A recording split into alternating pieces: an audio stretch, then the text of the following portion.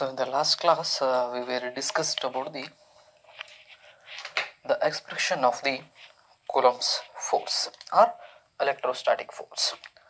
So ಅಂದರೆ ನಾವು last ಕ್ಲಾಸ್ದಲ್ಲಿ ಎರಡು ಚಾರ್ಜಸ್ ಮಧ್ಯೆ ಇರತಕ್ಕಂತಹ ಅಟ್ರಾಕ್ಟಿವ್ ಫೋರ್ಸ್ ಇರ್ಬೋದು ಅಥವಾ ರಿಪಲ್ಸಿವ್ ಫೋರ್ಸ್ ಇರ್ಬೋದು.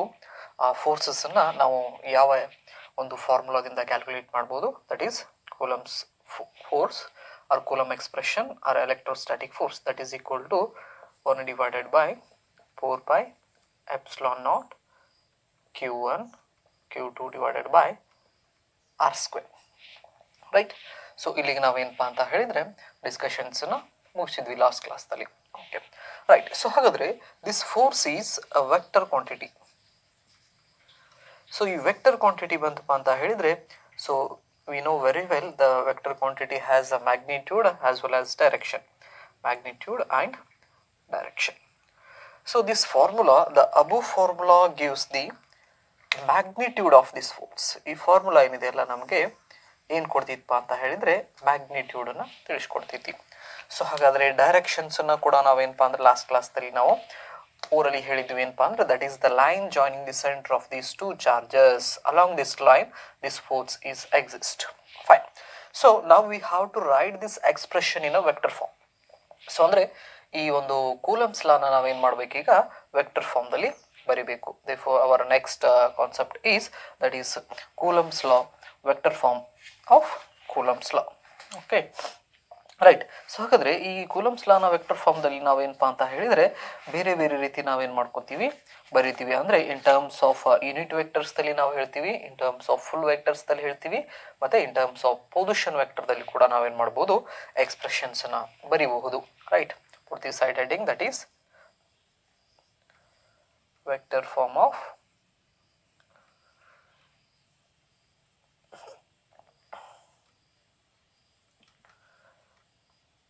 Coulomb's law. Right. So ಹಾಗಾದರೆ let us consider two charges q1 and q2. q1 charge and q2 charge. These two charges are separated by a distance r. ಇವೆರಡು charges ಮಧ್ಯೆ distance ಎಷ್ಟಿದೆಪ್ಪ ಅಂದರೆ r distance ಇದೆ ಅಂತ ತಗೊಳ್ಳೋಣ. ಹಾಗಾದರೆ we know very well, right, q1 charge ಇದು positive charge. Suppose ಇದು positive charge ಆಗಿತ್ತಪ್ಪ ಅಂತ ಹೇಳಿದರೆ ಇವ್ರ ಮಧ್ಯೆ ಯಾವ ಫೋರ್ಸ್ ಬರ್ತೈತಿ, ರಿಪಲ್ಸಿವ್ ಫೋರ್ಸ್ ಬರ್ತೈತಿ. ಅದೇ ರೀತಿ ಒಂದು ಪಾಸಿಟಿವ್ ಒಂದು ನೆಗೆಟಿವ್ ಆಯ್ತಪ್ಪ ಅಂತ ಹೇಳಿದರೆ ಅಲ್ಲಿ ಯಾವ ಫೋರ್ಸ್ ಬರ್ತೈತಿ, ದಟ್ ಅಲ್ಲಿ ಅಟ್ರಾಕ್ಟಿವ್ ಫೋರ್ಸನ್ನು ನಾವು ಅಬ್ಸರ್ವ್ ಮಾಡಬಹುದು. ರೈಟ್. ಸೊ ಹಾಗಾದರೆ ಇಲ್ಲಿ ನಮಗೆ ಎರಡು ಪಾಸಿಟಿವ್ ಫೋರ್ಸ್ ಇದಾವಂತ ನಾವು ತಿಳ್ಕೊಂಡಿವಪ್ಪ ಅಂತ ಹೇಳಿದರೆ q1 force repels this q2 force. q1 force ಏನು ಮಾಡ್ತೈತಿ, q2ನ ಈ ಡೈರೆಕ್ಷನ್ಸ್ದಲ್ಲಿ, ಅಂದರೆ the line joining these two, ಇದೇನು ಲೈನ್ ಇದೆಯಲ್ಲ ಈ ಲೈನ್ದಲ್ಲಿ ಈ ಕಡೆ q2ನ ಏನು ಮಾಡ್ತೈತಿ, ಇದು ಪುಷ್ ಮಾಡ್ತೈತಿ ಫೋರ್ಸನ್ನು ಹಾಕಿಬಿಟ್ಟು. ಸೊ ಹಾಗಾದರೆ here the q2 experience the force, that is force experienced by the q2 charge due to q1, right. So ಹಾಗಾದರೆ ಇದನ್ನ ಹೆಂಗಂತ ಓದ್ತೀವಿ ನಾವು, that is a force experienced by q2 due to q1. ಅಂದರೆ ಫೋರ್ಸನ್ನು ಯಾರು ಎಕ್ಸ್ಪೀರಿಯನ್ಸ್ ಮಾಡ್ತಾ ಇದ್ದಾರೆ, ಸೆಕೆಂಡ್ ಚಾರ್ಜ್ ಎಕ್ಸ್ಪೀರಿಯನ್ಸ್ ಮಾಡ್ತಾ ಇದ್ದಾರೆ. ಫೋರ್ಸನ್ನು ಯಾರು ಅಪ್ಲೈ ಮಾಡ್ತಾ ಇದ್ದಾರೆ, ಫೋರ್ಸನ್ನು ಫಸ್ಟ್ ಚಾರ್ಜ್ ಅಪ್ಲೈ ಮಾಡ್ತಾ ಇದೆ. This is force on q2 due to q1. Point ಕ್ಲಿಯರಾ? ನೆಕ್ಸ್ಟು ಅದೇ ರೀತಿ ಈ q2 ಚಾರ್ಜ್ ಕೂಡ ಏನಪ್ಪಾ ಅಂತ ಹೇಳಿದರೆ ಈ q1 ಮೇಲ್ಗಡೆ ಏನು ಮಾಡ್ತೈತಿ, ಫೋರ್ಸನ್ನು ಅಪ್ಲೈ ಮಾಡ್ತೈತಿ. ಆ ಫೋರ್ಸ್ದು direction along the this. So ಹಾಗಾದರೆ ಇದನ್ನ ಹೆಂಗೆ ಬರಿಬೋದು ನಾವು, this is F force on the first charge due to the second charge. ಇದನ್ನೇನು ಹೇಳ್ಬೋದು ನಾವು, this is force on q1 due to q2 ಬರಿಬೋದಾ? ರೈಟ್. ಸೊ ಹಾಗಾದರೆ ನೆಕ್ಸ್ಟು ಈ ಆರ್ ಅನ್ನೋದೇನಪ್ಪ ಅಂತ ಹೇಳಿದರೆ ನಾವು distance between the two charges ಅಂತ ನಾವು ಹೇಳಿ ಕರಿತೀವಿ. ಸಪೋಸ್ ನಾನೀಗ q1ದಲ್ಲಿ ನಿಂತ್ಕೊಂಡಿದ್ದೀವಪ್ಪ ಅಂತ ಹೇಳಿದರೆ q2 ಯಾವ ಕಡೆ ಇದೆ ಅಂತ ಕೇಳಿದರೆ ನಾವೇನು ಮಾಡ್ತೀವಿ, ಕೈ ಮಾಡಿ ಹಿಂಗೆ ತೋರಿಸ್ತೀವಿ, q2 ಆ ಕಡೆ ಐತೆ ನೋಡು ಅಂತ ಹೇಳಿ. ಸೊ ಹಾಗಾದರೆ this is what, this is the position vector.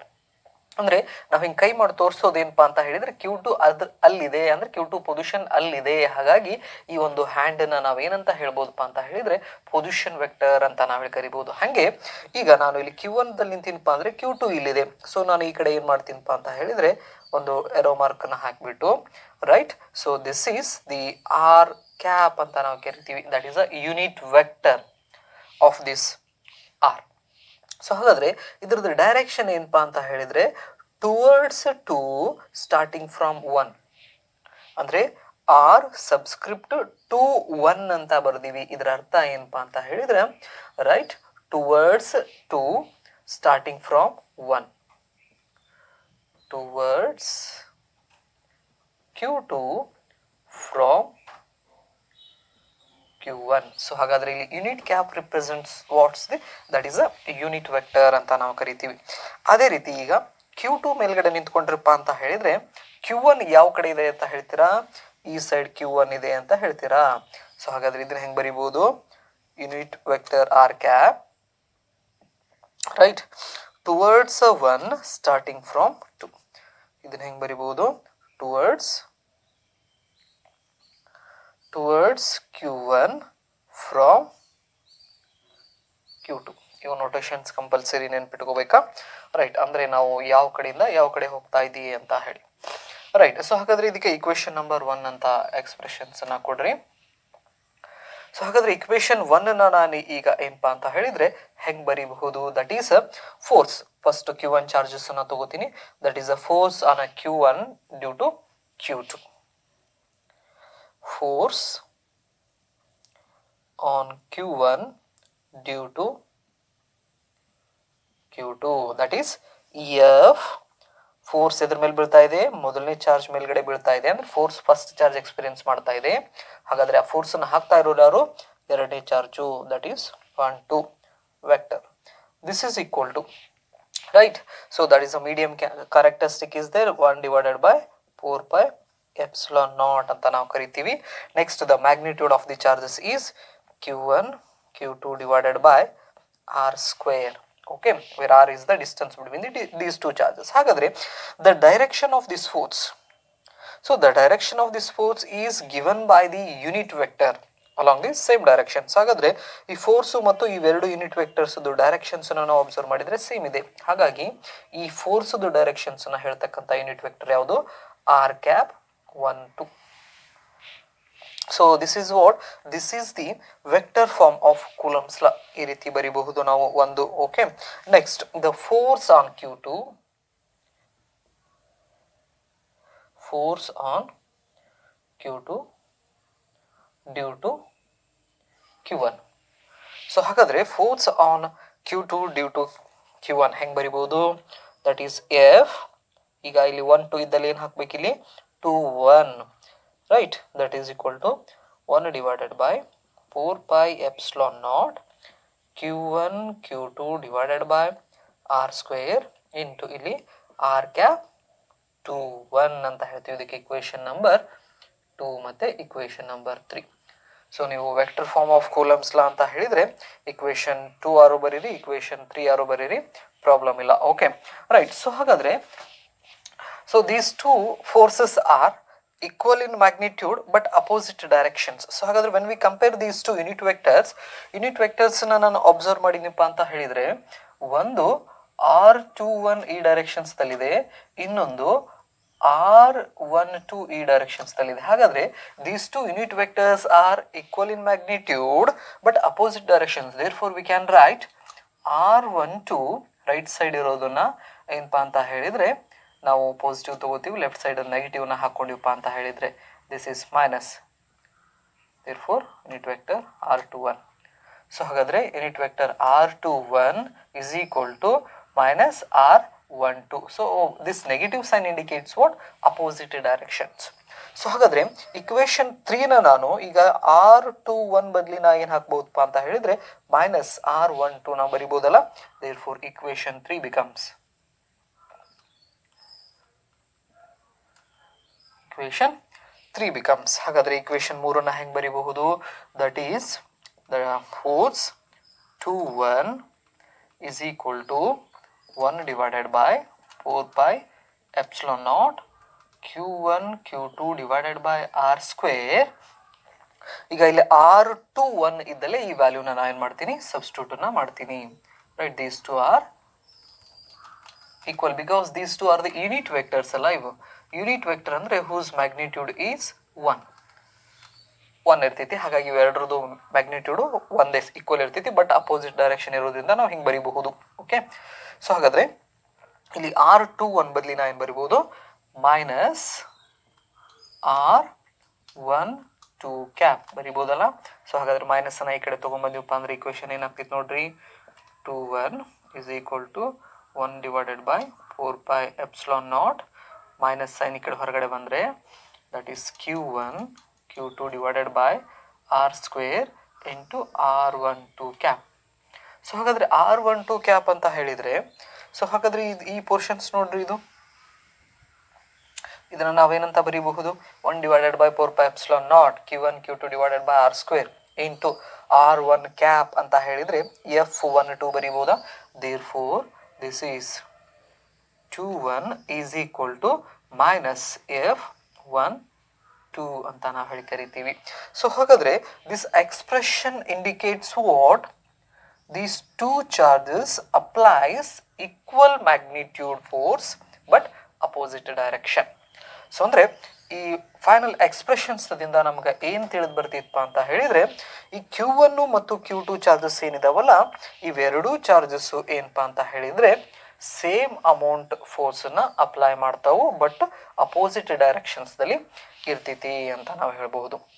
So ಹಾಗಾದರೆ ಇಲ್ಲಿ ವೆಕ್ಟರ್ ಫಾರ್ಮ್ಸನ್ನು ನಾವು ಬರಿಬೇಕಪ್ಪ ಅಂತ ಹೇಳಿದರೆ ಇಕ್ವೇಷನ್ 2 ಮತ್ತು 3ನಲ್ಲಿ ನಾವೇನು ಮಾಡ್ಬೋದು, ವೆಕ್ಟರ್ ಫಾರ್ಮ್ದಲ್ಲಿ ಬರಿಬೋದು. ಅದೇ ರೀತಿ ನಾವು ಯೂನಿಟ್ ವೆಕ್ಟರ್ದಲ್ಲಿ ಬರೆದಿದ್ದೇವೆ. ಈಗ ಇವೆಲ್ಲ ಏನಿವು, these are the unit vectors. ಇವನ್ನೇ ನಾವೇನಪ್ಪ ಅಂದರೆ ಫುಲ್ ವೆಕ್ಟರ್ದಲ್ಲಿ ಹೆಂಗೆ ಬರಿಬೋದು ಅಂದರೆ, ನಮಗೆ ವೆಕ್ಟರ್ ನಾಲೆಜ್ ಇದೆ ಏನು, that is full vector is equal to right the magnitude of that vector and direction unit vector.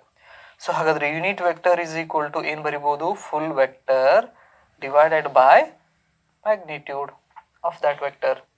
So ಹಾಗಾದರೆ ಇಲ್ಲಿ r12ನ ನಾವೇನು ಬರಿಬೋದು, ಇಲ್ಲಿದೆ ನೋಡ್ರಿ.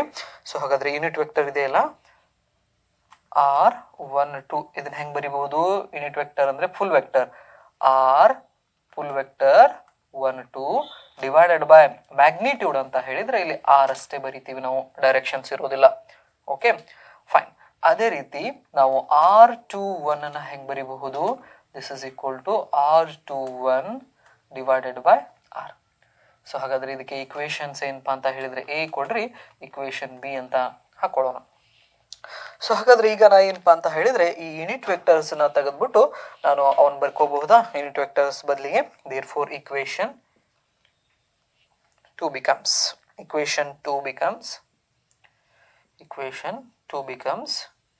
ಸೊ ಹಾಗಾದರೆ equation 2ನ ಹೆಂಗೆ ಬರಿಬೋದು ನೋಡ್ರಿ ನಾವು, that is f12 is equal to 1 divided by 4 pi epsilon naught q1 q2 divided by r into r12 r cap 12 ಇದ್ದಲ್ಲಿ ಏನು ಬರಿಬೋದು, full vector divided by r. So ಹಾಗಾದರೆ ಇದೇ ಎಕ್ಸ್ಪ್ರೆಷನ್ಸ್ನ ಹೆಂಗೆ ಬರಿಬೋದು ನೋಡ್ರಿ, 12 is equal to 1 divided by 4 pi epsilon naught q1 q2 divided by r into r is r square into full vector 12.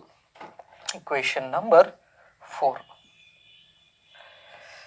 Similarly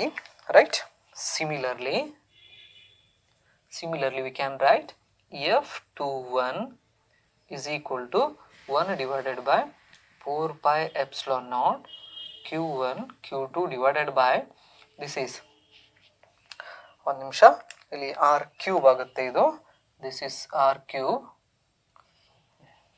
Oh, it's okay, right, this is r cube into r21 full vector, equation number 5. So ಹಾಗಾದರೆ ನಿಮಗೆ coulombs ಲಾ ಇನ್ vector ಫಾರ್ಮ್ದಲ್ಲಿ ಕೇಳಿದ್ರಪ್ಪ ಅಂತ ಹೇಳಿದರೆ ನೀವೇನು ಬರಿಬಹುದು, equation 1 ಆದರೂ ಬರಿಬಹುದು, this equation that is equation 2 in terms of unit vector and also the equation 3 is in terms of what, unit vector. ಇವು unit ವೆಕ್ಟರ್ಸ್ದಲ್ಲಿ Coulomb's ಲಾನ ನಾವು ಎಕ್ಸ್ಪ್ರೆಷನ್ಸ್ ಅನ್ನ ಕೊಟ್ಟಿದ್ದೀವಿ. ನೆಕ್ಸ್ಟ್ ಇಕ್ವೇಶನ್ 4 ಮತ್ತು ಇಕ್ವೇಶನ್ 5 ಏನಿದಾವಲ್ಲ, ಇಕ್ವೇಶನ್ 4 ಅಂಡ್ ಇಕ್ವೇಶನ್ 5. ಸೊ ಇವೆರಡು ಇಕ್ವೇಶನ್ಸ್ ಏನಪ್ಪಾ ಅಂತ ಹೇಳಿದ್ರೆ ಫುಲ್ ವೆಕ್ಟರ್ದಲ್ಲಿ ಇದಾವು. These two are in unit vectors. Unit vectors ಯಾವುದು? ಇಕ್ವೇಶನ್ 2 ಮತ್ತು 3. ಅದೇ ಇಕ್ವೇಶನ್ 4 ಮತ್ತು 5 ಏನಪ್ಪಾ ಅಂತ ಹೇಳಿದ್ರೆ these are in terms of full vectors.